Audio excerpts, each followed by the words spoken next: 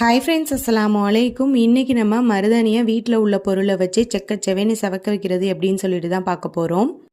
அதுக்கு மருதாணி இலைகளை நீங்கள் முடிஞ்ச அளவுக்கு ஃப்ரெஷ்ஷாக அப்பயே பறித்து யூஸ் பண்ணுறதுக்கு பாருங்கள். முடியலன்னா நீங்கள் ஃப்ரிட்ஜில் வந்து பிளாஸ்டிக் கவரில் ஸ்டோர் பண்ணி வச்சு நீங்கள் 2 நாள் வரைக்கும் யூஸ் பண்ணலாம். அதுக்கு மேலே யூஸ் பண்ணாதீங்க, காஞ்சி போயிடும்.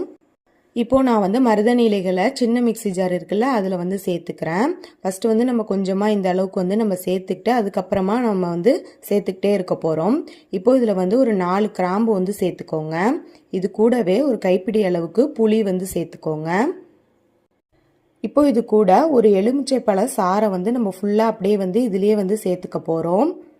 எலுமிச்சைப்பழ சாறு வந்து கண்டிப்பாக சேருங்க. புளியோடு அது சேரும்போது இன்னுமே நல்லா வந்து ஸ்டெயின் கொடுக்கும். இப்போ இதில் வந்து நம்ம எலுமிச்சை சாறு வந்து சேர்த்துருக்கோம்ல, அதனால தண்ணி எதுவுமே வந்து சேர்க்காதீங்க. இதில் வந்து ஒரு லெமனை அப்படியே ஃபுல்லாகவே வந்து பிழிஞ்சு விட்டுக்கோங்க.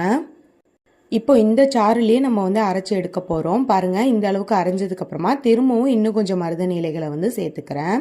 சேர்த்துட்டு ஃபுல்லாகவுமே வந்து இந்த மாதிரி வந்து நான் அரைச்சி எடுத்துக்கிட்டேன். நம்ம முன்னாடி சேர்த்தோம்ல எலுமிச்சைப்பழ சாறு, அதுலேயே வந்து அரைச்சி எடுத்துக்கோங்க. உங்களுக்கு தண்ணி தேவைப்பட்டுச்சுன்னா கொஞ்சமாக தெளித்து மட்டும் வேணால் விட்டுக்கோங்க. பாருங்கள், நம்ம மருதாணியை பவுலில் எடுத்து போட்டதுக்கே எவ்வளோ சூப்பராக வந்து கை சவந்திருக்குன்னு சொல்லிட்டு.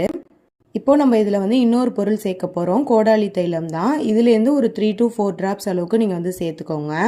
இது இல்லைன்னா யூக்கலிப்டஸ் ஆயில் இருக்கு இல்லையா, யூக்கலிப்டஸ் தைலம், அது கூட நீங்கள் வந்து இதுக்கு பதிலாக சேர்த்துக்கலாம்.